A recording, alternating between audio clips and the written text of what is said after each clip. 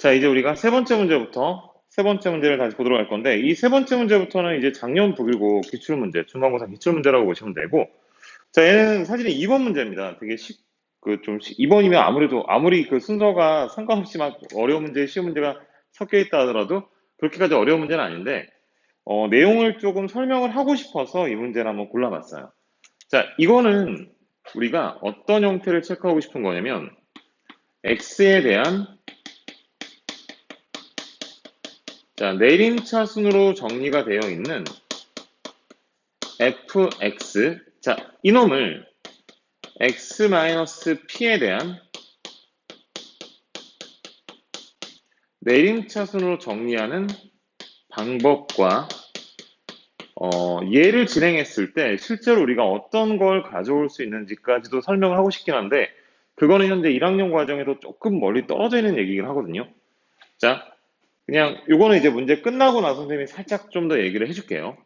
자, 일단은 얘를 이렇게 x-p, 다른 형태의 1차식에 대한 내림차순을 정리하는 방법은 우리가 조립제법을 연속적으로 써주시면 돼요.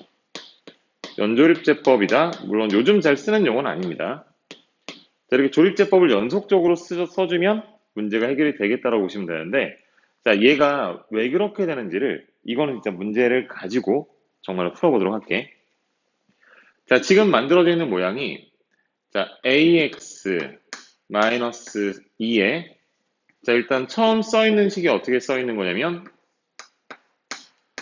x의 4제곱 마이너스 4x의 세제곱 플러스 3x 제곱 마이너스 5x 플러스 3을 자, 요거를 이렇게 정리를 했대요.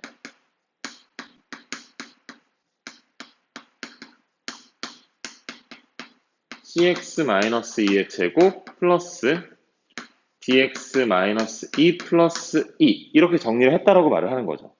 그럼 일단 첫 번째로 이 식을 우리가 x-2로 나누었을 때로 생각을 해보면 a 곱하기 x-2의 세제곱 그 다음에 b 곱하기 x-2의 제곱 더하기 c 곱하기 x-2의 d까지는 나눠 떨어지는 부분이 되겠죠.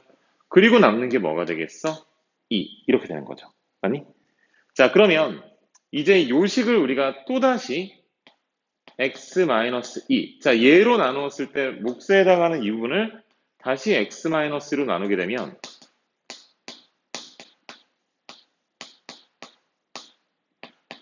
자, 여기까지가 또다시 몫이 되고 그리고 나서 나머지가 뭐가 되는 거야? d 이렇게 만들어지는 거죠.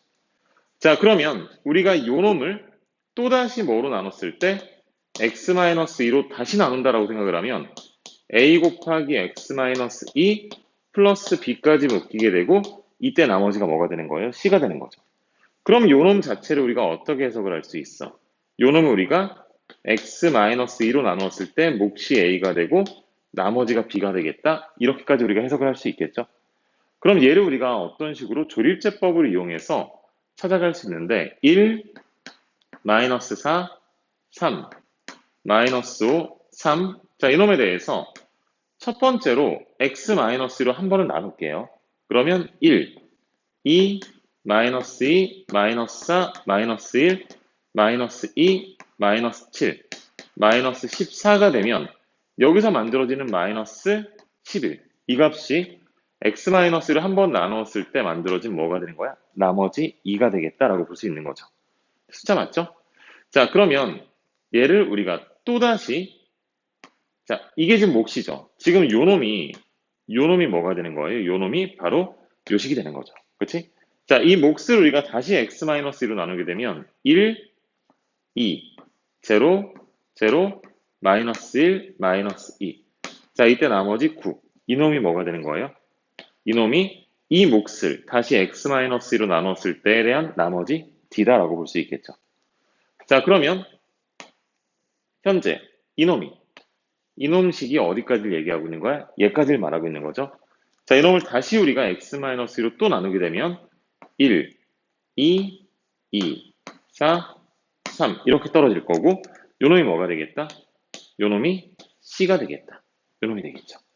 자, 그럼 얘를 우리가 또다시 마지막까지 진행을 하면 2, 1, 2, 4 자, 이렇게 진행을 하면 얘가 B가 되고 최종적으로 남은 몫이 뭐가 되겠다? A가 되겠다. 자, 그럼 우리가 어떻게 주면 돼? 하나, 둘, 셋, 넷, 5개를 다 더해주면 되겠죠. 그렇죠?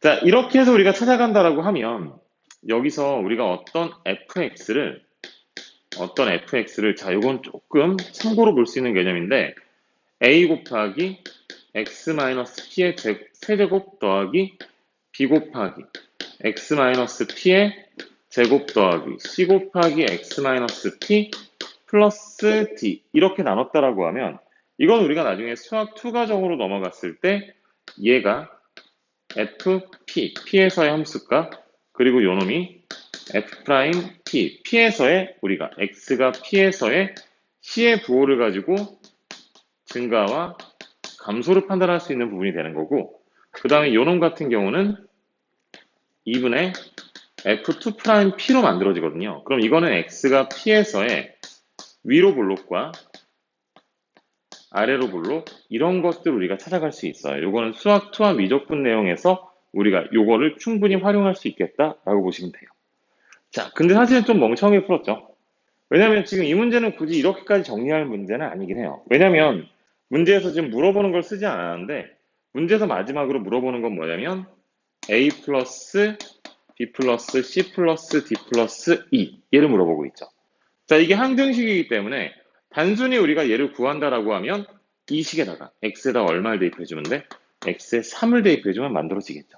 자, 3을 대입해주면 3의 4제곱 마이너스 4 곱하기 3의 세제곱 더하기 3 곱하기 3의 제곱 마이너스 5 곱하기 3 플러스 3 값이 자, 3을 다 집어넣으면 여기 모두 다 1이 되기 때문에 a 플러스 a 플러스 c 플러스 d 플러스 e 이렇게 우리가 답을 빨리 찾아갈 수 있긴 한데 답 말고 지금 이렇게 정리해가는 방향성에 대한 얘기를 하고 싶어서 문제를 좀 길게 가져갔습니다.